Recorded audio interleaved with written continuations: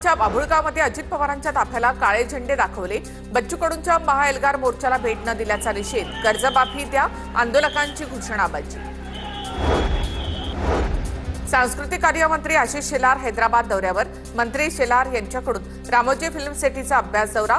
महाराष्ट्रामधील चित्रपट निर्मितीच्या पायाभूत सुविधांना बळकटी देण्यासाठी दौऱ्याचं आयोजन। खडसेंच्या निवासस्थानी चोरी करणारे चोरटे उल्हासनगरचे रहिवासी। जळगावमध्ये नातेवाईकांकडे आल्यावर चोरट्यांनी चोरी केल्याची माहिती।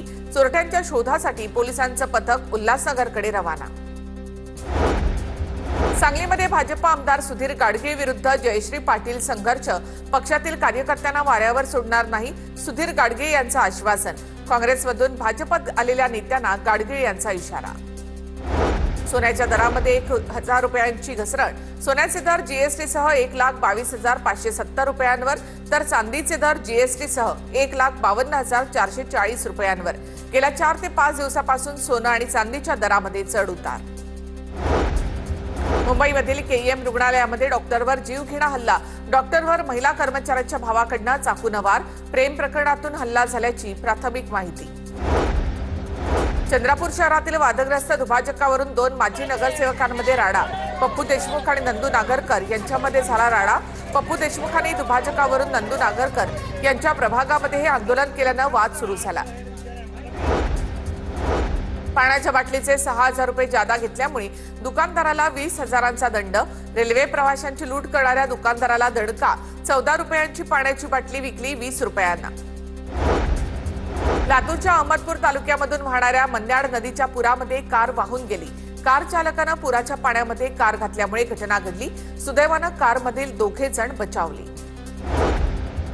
पुणे जैन बोर्डिंग जमीन व्यवहार प्रकरण।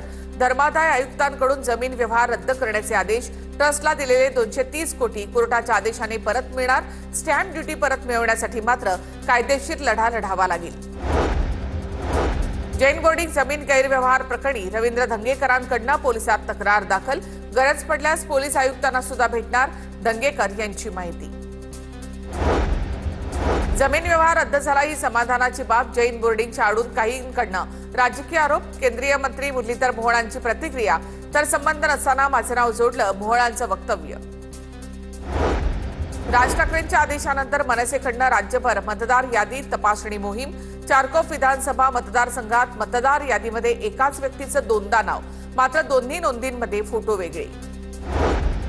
मतदार यादीमधील दुबार नावे वगळण्याचे राज्य निवडणूक आयोगाचे संबंधित अधिकाऱ्यांना निर्देश। हमीपत्र लिहून घेणार, नाव पत्ता छायाचित्र तपासून साम्य आढळल्यास दुबार मतदारांकडून कोणत्या केंद्रावर मतदान करणार याबाबत अर्ज घेणार। रायगडच्या तामिणी घाटामधील कोंडीथर गावाजवळ कारवर दगड कोसळून अपघात, महिलेचा जागीच मृत्यू। सनरूफमधून महिलेच्या अंगावर दगड पडल्याची घटना। पुण्यावरून माणगावकडे जाताना अपघात झाल्याची माहिती।